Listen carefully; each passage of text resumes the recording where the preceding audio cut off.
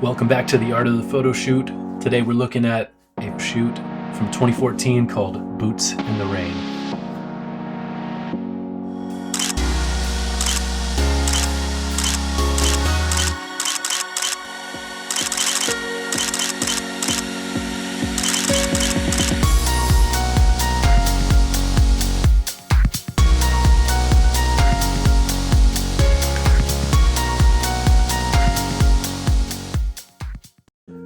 Welcome back to the Art of the Photo Shoot. Today we're going back to 2014 for a photo shoot we call Boots in the Rain, where Natalie had her red umbrella and her black getup, which included some black boots, doing a little photo shoot in the rain. Some of these photos hit, some of them not so much. Let's talk about it today on the Art of the Photo Shoot. All right, so for this photo shoot we took nearly 100 pictures and we're looking at 7 to consider as we try to identify the top picture from this particular photo shoot. Let's zoom in, starting bottom right. Classic Natalie pose, holding her hair back. It's cute. I don't think she's gonna love holding her hair back for the best picture, and her face skin tone is not very warm for some reason. I think I was shooting, it was definitely overcast that day, but something about where the light's hitting, it's washing out her face a little bit. But cute pose. I like that the boots cut off at the bottom of the screen. You don't see the whole thing. The umbrella too, for that matter. And this is in between the rain because looks like she's pretty dry, which is not the same as we see over here to the left of that picture. This one you can actually see the raindrops going in the background. In fact, let's talk about both these pictures together because they're similar shots, one taken right after the other. Both of these are really nice. I love her pose. If we're looking at the one on the right, she looks concerned but excited in anticipation of the rain. You can see the sun peeking through parts of her face, on her cheek, on her chin. This is a great pose. This one's more model pose, looking over her shoulder at you with a little smile, still raining outside, hand at her side. Full body, everything's in the picture, all the way down to the boots. These are both great pictures. And this is fun too. I used to do a lot more of these kind of like mid-section pictures where you don't, on purpose, you deliberately don't put the face in the picture. It's cool. It works. I like these two better. And then these two were I remember they were in our backyard. And it might not bother you as much as it bothers me, but this tree was so annoying. I remember cutting this tree down. So, I don't know, just the background I'm not loving it. Although Natalie's pose looks good. She's got that model face on again, no smiles, looking serious, one at the camera, one looking away from the camera, hand in pocket. Up here it's cool because you can see the lining inside her coat and it makes you think, wow, that's fancy. What is that? J. Crew or Guess or something like that? Nice coat, nice pea coat there, young lady. And then this picture looks like it was taken with just like a regular digital camera or disposable camera or something. Just the lighting is not great and her face looks really concerned, so that's gonna have to be out of the running. Let's narrow it down to the top picture. Here's the final 4. As I said before, the background on the top 2, although those pictures came out really crisp, you have to eliminate those, so I'm looking at the bottom 2. What's the top picture in your opinion? Both really good. I love the look on the left. The only problem is the coloring just doesn't seem awesome for some reason. Let's see if we can fix that by opening up in Adobe Camera Raw and then in Photoshop and see what we can do with it, because this has got to be the winner. All right, we're going to check out this picture of Natalie with the black outfit and the red umbrella, and we're going to talk about the first steps in editing a photo. And that, of course, is to open and edit the photo in its RAW format.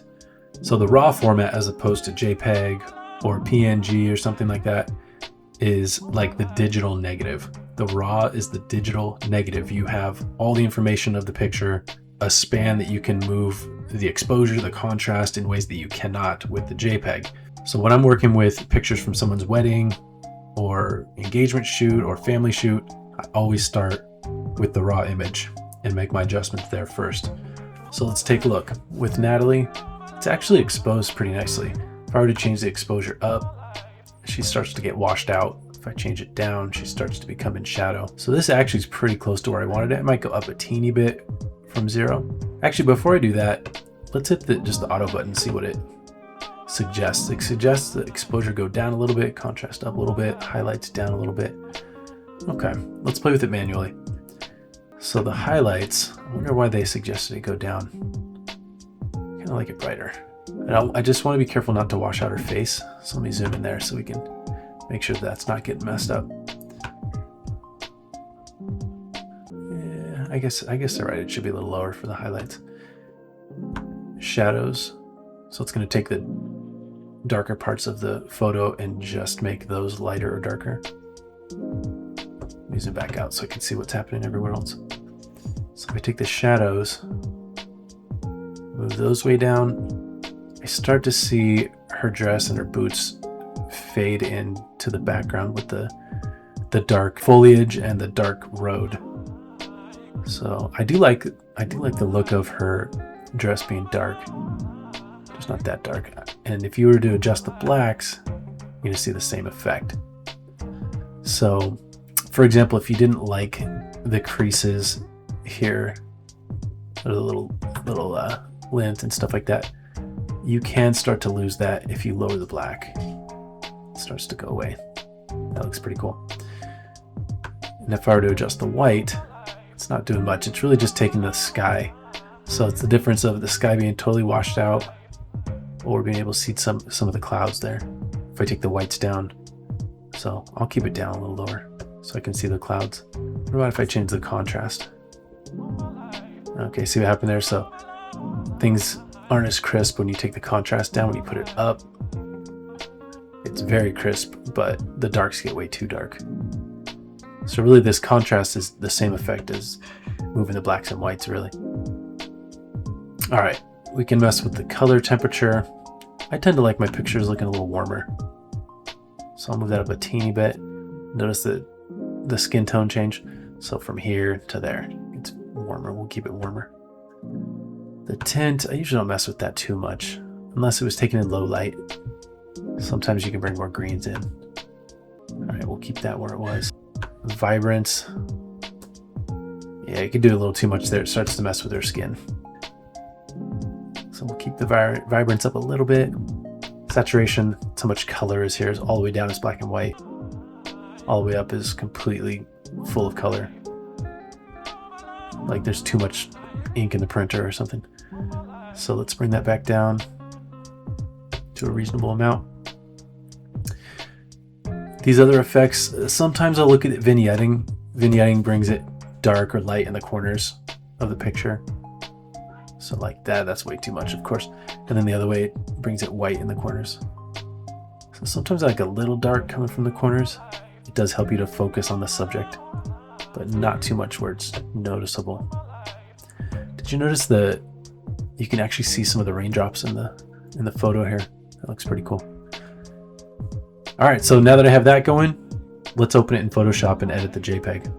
So for this one, I'm going to go kind of fast, and if you want more detailed instruction on how to use some of these tools I'm working with, I do slow it down in some of my other videos, and maybe you'll be able to keep up. I'm not going to go that fast, but here's what I'm going to do first. I always start with Control J as my hotkey to make a new layer. That way, whatever I'm doing to this layer, if I mess something up, if I do something crazy, I can always go back to my original background layer. So let's undo that. You know what? You can hit Control J and make a bunch of new layers, to be honest. It doesn't matter. Just got a bunch there, just in case. That's a little overkill. We'll go back. So the first thing I look at is the layout, the composition.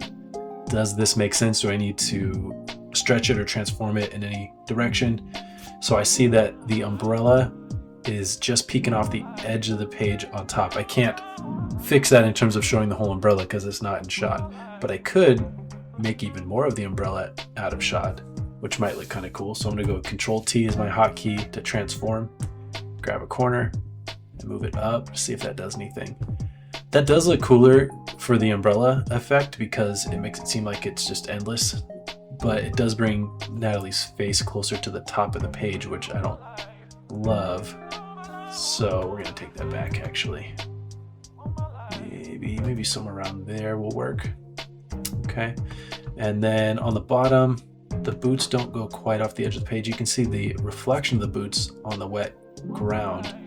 So I don't want to lose too much of that, but maybe I'll bring it down a little bit. All right, that'll work right there. And then in terms of left and right, I can't really move it left because that's the edge of the picture. I can move it right a little bit. I think I will do that. I like seeing her move to one side of the frame a little bit more, and it's open on the left. So we'll do it there, double click to keep it there. And there we have it, before and after. From there to there, I like that a little bit better. Next, I'm going to look at the exposure. So a lot of you are familiar with HDR, high dynamic range, and there's all kinds of programs and software and cameras that do that kind of stuff automatically, but let me show you what I look at if I'm going to do it manually. So I want her face to be properly lit up, and she's outside, she's under an umbrella, it's overcast, and the face being lit up is a concern. So I'm going to do it manually. Here's how I'm going to do it. So I'm going to get my eraser tool, make it smaller. Let's make a new layer, because remember, this top layer is different than the others. So in fact, what I do often when I'm editing photos, I hit Control-Shift-E to merge all the layers into the new background layer, then make a new one from there. So we're working fresh. And on this new layer, let's make even another one. I'm gonna go Control-M, that brings out my curves. This is like manually contrasting the photo. I'm not gonna contrast so much, but just brighten. If I were to bring down this side, that would be contrasting.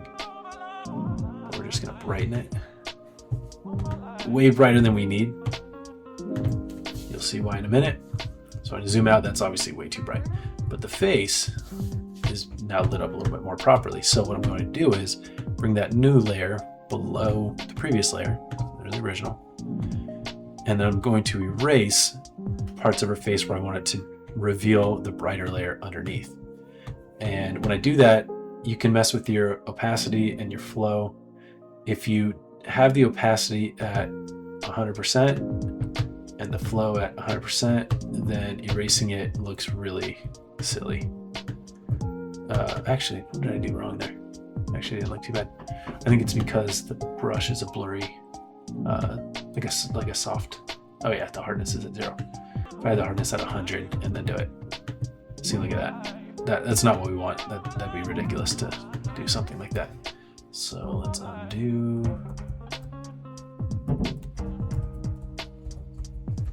We'll even undo these ones. All right, so again, what I do is the brush hardness, I put all the way down so that it's got like a blurry edge to it. The opacity, I put down somewhere near 50%. The flow somewhere near 50%. That way it's forgiving when I do these erasing marks. Oops, I'm erasing on the original layer. Let's go back to the top layer. It's a little bit more forgiving. I'm gonna go smaller too. Start with this. See, this side of the nose is very dark because the nose is providing shadow. So I'm gonna brighten that up a little bit. The parts that look dark to me, maybe a little bit bigger, and brighten up her cheek here, all the way down to her chin. See, this half of her lips are dark, but the other half's bright, so I'm not gonna brighten this even more. That would look silly. I'm gonna do that. But we'll brighten this side of her face a little bit, even the neck, even the top of the forehead, even the eye, actually. The eye. All right, now we're talking. Now, if I were to zoom out, let me show you the before and after. So I can toggle by hitting the eyeball on the original layer. So there's before, there's after. See, I'm making invisible the, not the original layer, but the bright layer, the second one here, to show you before and after. That's cool. I like that. You can do the same thing, make a little bit bigger on my erase tool, just subtly on her back, which looks like it's a little bit in shadow. Even down here.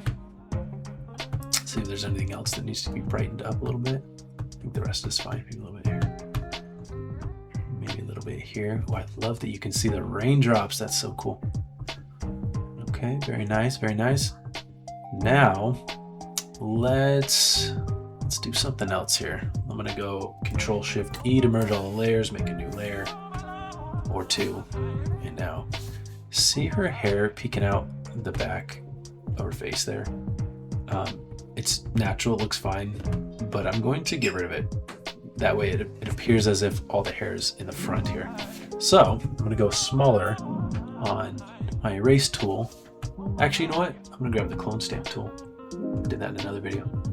So the clone stamp tool, I'm gonna grab the red from this part of the umbrella, hold down Alt and then click, and it's gonna grab from there. And I can put it here, so that little bit of hair that was peeking through isn't there anymore. And some of these other imperfections in the umbrella, I can cover those up in the same way. Let's see if there's any others while I'm at it. Oh, those aren't imperfections, those are the raindrops. Let's keep them there. Now we're talking. And now that we're talking about hair, I do see she has one little strand of hair coming in front of her eyeball here. Let's fix that next. So Control-Shift-E to merge all the layers again, make a couple new layers. And now we're gonna pull out the Gaussian blur. So I have a hotkey for it. That brings me here. Oh, that's a little much. Let's go right. So I'm gonna bring this radius down just enough where it blurs that hair. Right about 4 point something. Hit okay. Bring that layer below this layer, and then I'm going to erase just that part of it. Let's get my eraser back out. Remember, my opacity is not at 100%, so I have to pass through a few times, but you do it a few times and then that hair disappears. See, a little hair in the face, no big deal. This one's gonna be hard to remove because it's going right in front of her eye. I don't want to keep that sharp, so maybe I can go really small and do it here.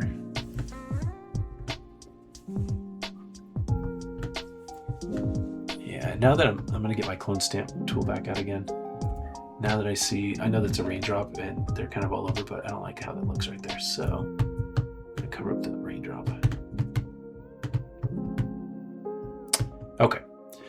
So you got this blurriness next to her eye. While I'm at it, I'm going to do that. Oh, I'm on clone stamp. Hello.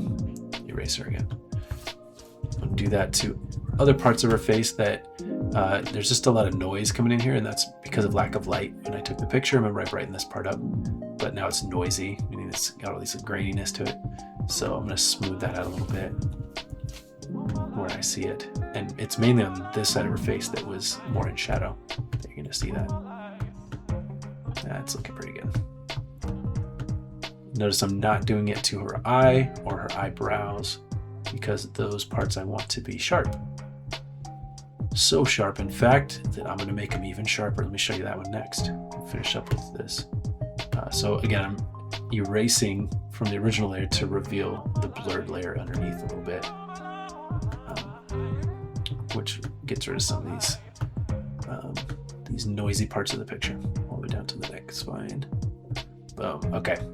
Now, Control-Shift-E to merge all the layers again, Control-J a couple times to make new layers, and now I'm going to hit, you can set up the hotkeys however you want, but I have Control-Shift-Alt-U to bring up the unsharp mask. And notice everything got really, what's the word? Like really crisp, really focused, really hard lines. And you don't want that for the whole picture. So, as I'm sure you can guess, I'm going to only reveal that on certain parts of the picture. So I put that sharpened version as the second layer, and I work with the top layer, and I'm going to erase to reveal the sharpened version just where her eyes are, and just where her eyebrows are, and even the parts of her nose here, and her lips and teeth. Sometimes the edge of the hair is nice to be sharpened. So when you zoom out, her face looks really smooth, and her eyes are popping a little bit more too. That looks nice. So we narrowed it down to 4, and then to 2, and then to 1, and then we worked on that one picture and got a before and after. Spectacular. That is a great picture. Nice job, Natalie. You're so beautiful. hopefully you learned something about going out and doing photo shoots, learn a little bit about the post-processing in RAW and in Photoshop. Don't forget to like and subscribe. Come back next time. We have lots more photos to analyze. Thanks, everyone.